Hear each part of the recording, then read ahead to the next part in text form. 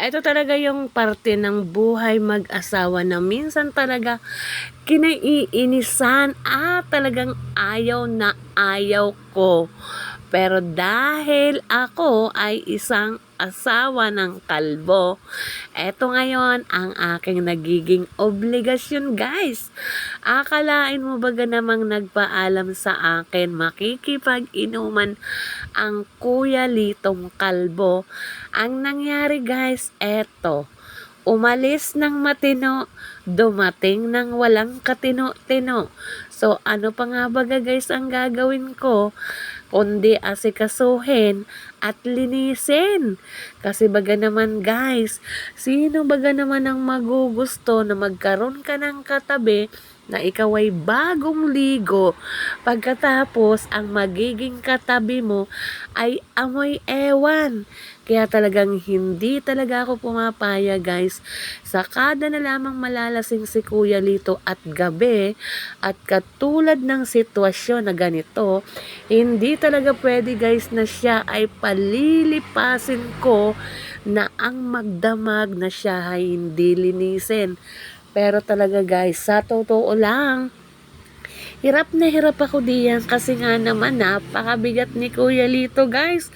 Talaga naman palagay na ang loob niya kasi nga akala mo bagay na daya. O ayan ang nangyari. O di ba guys? Sabi ko nga diyan, lilinisin ko muna si Kuya Lito. Alam niyo ba, guys, kung anong ang panlinis ko diyan kay Kuya Lito? Maligamgam na tubig na yung kaya ng katawan niya. Siyempre, nahawakan ko muna at pinapakiramdaman ko kung kaya na ng aking kamay. So, ibig sabihin, kaya na rin ni Kuya Lito yan. Nakasanayan ko na rin kasi, guys, na si Kuya Lito ay linisin kapag siya ay sobra talagang nalalasing. Alam nyo, guys, kaninang wala yan. Kung todo ako'y daldal ng keso, sinasabi ko, ay talagang dumating si Kuya Lito at yan ay lasing na lasing umanda siya sa akin. Pero anong nangyari, guys? Eto ako, mapapasigaw na lamang talagang Diyos ko puro wala rin. Siguro talagang ganito na ang buhay may asawa.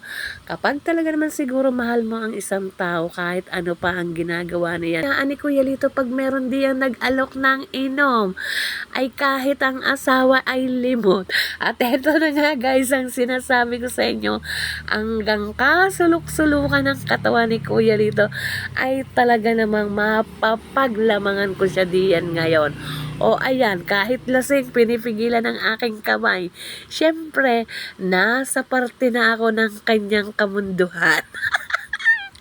At natatawa pa nga ako dyan, guys, kasi baga naman, akalain mo yun, talaga namang tinanggal ko ang kanyang pantalon. Aba, ay may brief at may short pa.